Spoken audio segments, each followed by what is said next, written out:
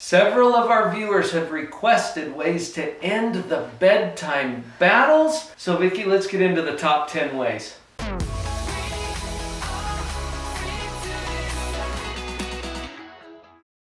Okay, the top 10 ways to stop the bedtime battles. Number 10 is lay off the caffeine and the sugar. That seems obvious, doesn't it? Yeah, it can be really challenging, but especially after about noon or 2, you really want to not be introducing any caffeine into their diets. Really, we want to limit the caffeine intake anyway, and kids become very fond of things like sodas and things that might have a high caffeine content. The research out of Stanford University suggests that caffeine is one of the top 3 culprits for disturbing sleep. The other 2 are alcohol. Please don't be giving your kids alcohol. Okay, do we have to have that conversation? But caffeine and then blue light, which leads us to number 9 on our countdown. Blue light, like the kind of light that emanates from electronic screens.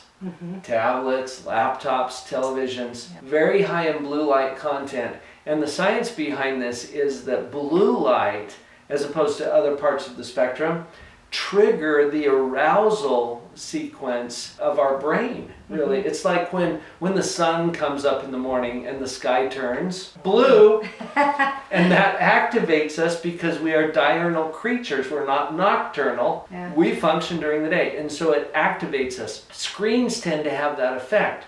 So what we would recommend is no screen time within an hour of bedtime. This might be hard, especially if you're using the screen to babysit the child just or to before calm you go to them bed. down, right? Calm them down. I would recommend instead you go to something else, like reading a good old-fashioned book, telling a story, something else coloring, like that. Things like that. Number 8 is to encourage physical activity during the day. Get out and walk. Play some ball. Take the dog for a walk. Get the body moving. Get the body moving. Maybe go for a bike ride. This has obvious physical benefits. The thing that we're trying to do here is to activate the body to do what it's already designed to do. And physical activity allows kind of a reset of some of the systems in the body and makes it actually easier to fall asleep. You might try this for yourself as well. And right on its heels, Vicki, the physical exercise, what do you think we're going to next? Number 7 is diet. Encourage a balanced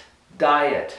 Now this can be really hard because some children are very finicky. They don't want to eat their fruits and their vegetables and things like that. So you look on Pinterest, you can look it up. There are people that have figured out really creative ways to get those fruits and vegetables into your child's diet. Yes. And one of the things I would recommend is just at least having it be available. I have worked with feeding therapists that work with children from a very early age to help them learn how to incorporate more foods into their diet. And one of the things that they say is to at least make it available. Put it on the plate, put it on the table. You know, some kids are so mad, they're like, I don't even want that carrot anywhere near my face, right? But let's first at least introduce it, get it in there. We'll get it to them as quickly or as easily as we can. I love to watch our grandkids eat. Our daughter-in-law, their mother, is so good at this. Yeah, she exposes them to all kinds of wonderful foods. And so I look over at my 3-year-old grandson just over Thanksgiving, and he's sitting there with a cucumber in his hand. Big old cucumber, just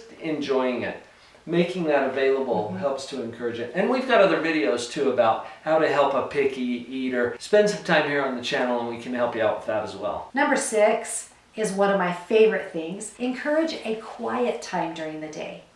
So we're not really forcing the nap, but we're encouraging quiet time. And one of the things I love about this is it gives your child time to just sort of meditate, kind of think through how the day has gone, kind of let their body just calm down, get their heart rate down. They may or may not fall asleep.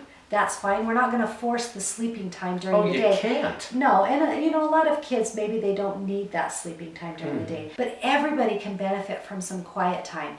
And let me tell you as a mom, quiet time is heaven. It's a good thing, It's isn't a it? very good thing. This is a brain healthy practice. It is. That even adults really should be doing. We Absolutely. should be engaging in at least a little bit of quiet time every day. Well, you know, they found in some studies done at Harvard, and Dr. Ed Hallowell was one of the ones that headed this up. He calls it brain maintenance. Some of the things we already talked about, like getting enough sleep, getting a balanced diet, Exercise. regular exercise. And then the fourth thing that he said was regular periods of prayer or meditation. Now that's interesting because we're framing this right now for our kids as quiet time, but we're actually teaching them a very brain-friendly practice to shift modes from the regular frenetic activity that kids get involved with to something much more quiet and centered. And it allows them to become more self-aware. And you can even add in some breathing techniques with your child to help them during their quiet time. Okay, Vic, number 5, I'm going to use one of my favorite psychological tools. All right. For parents, it's called response cost. This is a way to shift the burden. Okay. Now, is your child concerned about bedtime? Not really. No. They're probably winning them, and that's why you're concerned about them. So we're going to shift the burden of the bedtime battles over to our child. And we're doing that through cost response. I call it response cost because there's a cost to their response. So here's a quick way that you could do this or set it up. Get one of those little zip closed plastic bags that you can see through and put about 10 things in there that your child really likes. It could be tokens, it could be gum, it could be stickers. You pick something, but it's something that they like. And you put their name on it in a permanent marker so that you can show it to them. Look, this is yours. And their eyes get all big, right? And you get to have this on Saturday. On Saturday morning. Now, you know we've been having some of these bedtime battles. It's not fair for us to do that. So we're not going to argue with you anymore about bedtime, whatever the routine is. If you do it the way that we've planned, everything's going to go fine. If you don't, that's okay. It's just going to cost you one of these. And then you smile. Because when parents are smiling, kids are thinking, they right? get nervous. They squeal thumb. So now what do? Well, when you run into what used to be a bedtime battle, you simply reach into the bag, pull out one of those, and you're like, okay, no problem. And that one goes into your pocket. It's not in their bag anymore. On Saturday morning, they get everything that's left in their bag. That's called the response cost. That was a quick overview of it, but it's a powerful way to shift the problem. It's not my problem, possible problem for you. Do as much of this as you think you can afford. And then smile. Okay, keep the smile going.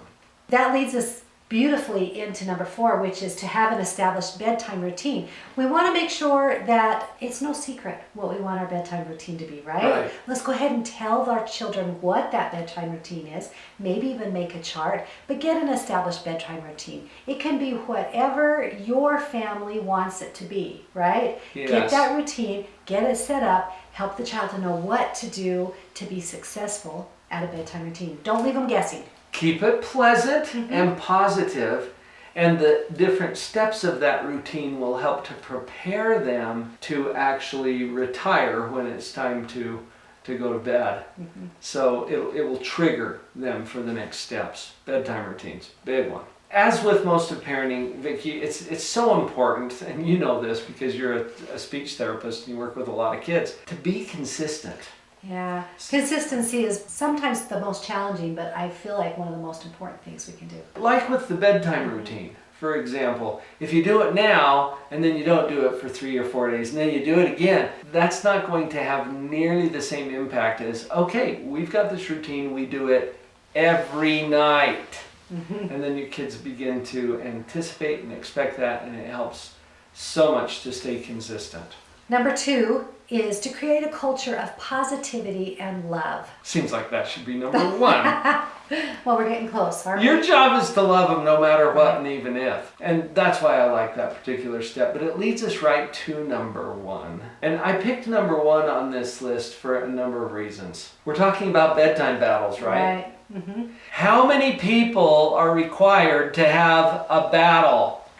It always takes 2. At least 2, Yes, right? Right. If there's only 1, you don't have a battle. So here's number 1. Opt out of the fight. Choose not to fight. You're not going to battle with your child. When you have effective consequences, like the response costs that we talked about earlier, when you've got a bedtime routine and everybody expects what's coming, you get to very conveniently at this point simply opt out. I'm not going to fight with you.